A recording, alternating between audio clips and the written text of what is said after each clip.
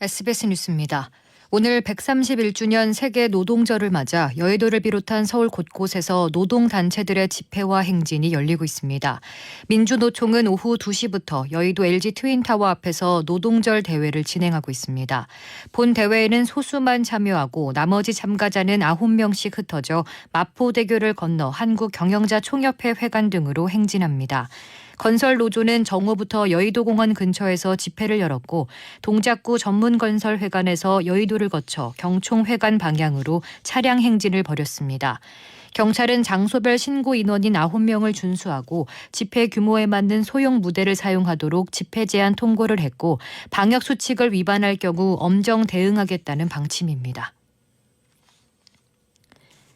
노동절을 맞아 문재인 대통령이 페이스북에 코로나 위기가 노동개혁을 미룰 이유가 될 수 없다며 노동존중 사회 실현이라는 정부의 목표는 절대 흔들리지 않는다고 말했습니다. 문 대통령은 일자리를 지키는 것이 회복의 첫걸음이란 마음으로 정부는 고용 회복과 고용 안전망 강화에 최선을 다하겠다고 덧붙였습니다.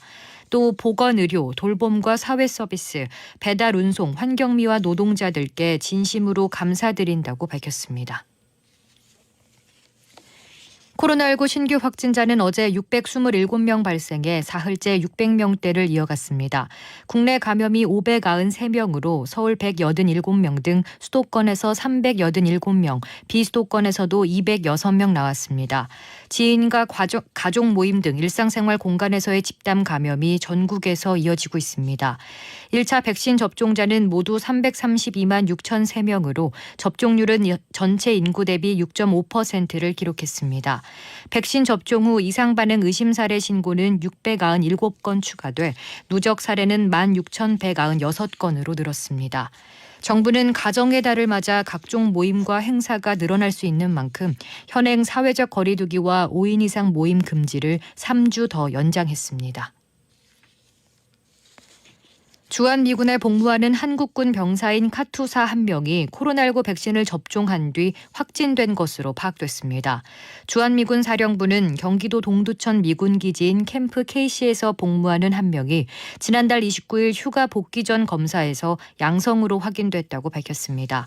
확진자는 지난달 초 미군기지 내 병원에서 1회 투여 용법으로 개발된 얀센 백신을 접종한 것으로 알려졌습니다.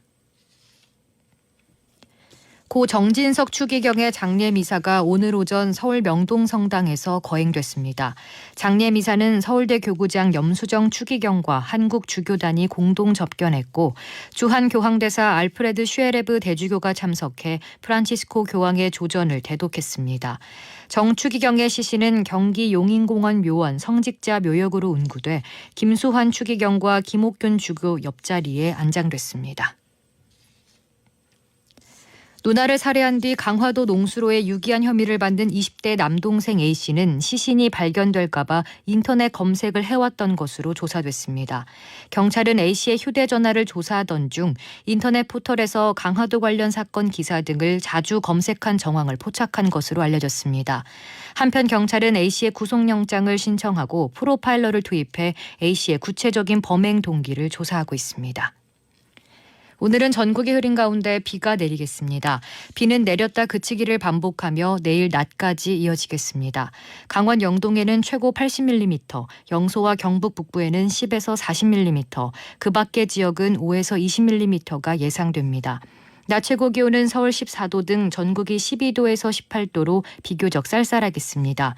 경기 동부와 강원, 경북, 제주도에는 바람이 강하게 불겠습니다.